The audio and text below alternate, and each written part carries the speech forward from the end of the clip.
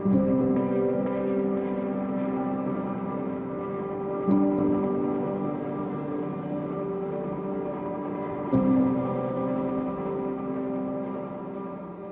Logan, I'm tired and I miss you and I love you. Good night. Bye. I love you. I'll see you tomorrow. My name is Jen Choquette and I am 39 years old and I have twin boys with identical bleeding disorders. How's life living with bleeding disorders? Nerve-wracking and scary and unpredictable. I was left kind of on my own to kind of go headfirst down the rabbit hole. Everything in my life spiraled. Everything was always worst case scenario. Nothing, I couldn't find my way out. It affected work. I couldn't sleep.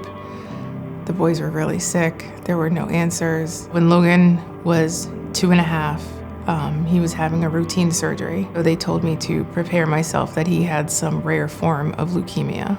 And that put Logan through what I feel is an unnecessary bone marrow biopsy. It did not go well. He woke up towards the aspiration part of it. It was hard to watch him struggle so much and not have any answers. And mentally, I knew I was just crumbling, but you can't show it. And I couldn't tell anybody. He ended up having his surgery, had his first big bleed, emergency surgeries. It was just one thing after another. And at no point did anybody come in and ask me how I was doing, which I really would have appreciated. That's, I think, my tipping point for my anxiety. But then when I got the call, of course, I was beyond grateful that he did not have leukemia.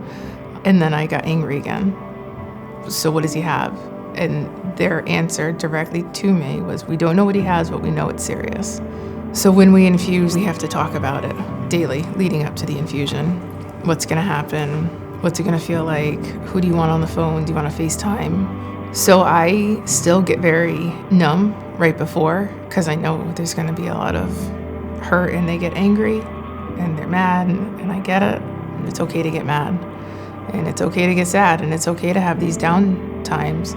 The only thing I didn't Google was like support for bleeding disorders, and I would have found NEHA when we were at our darkest time and the scariest times. And if I could go back in time, I would have gone to the doctor, put the boys aside, and said, so what can you do for me? Like, what do I need to do to be okay for them? It's okay to not be okay. It really is. And to reach out and to talk, and all it takes is saying a word or a phrase, and it might just opens up a discussion.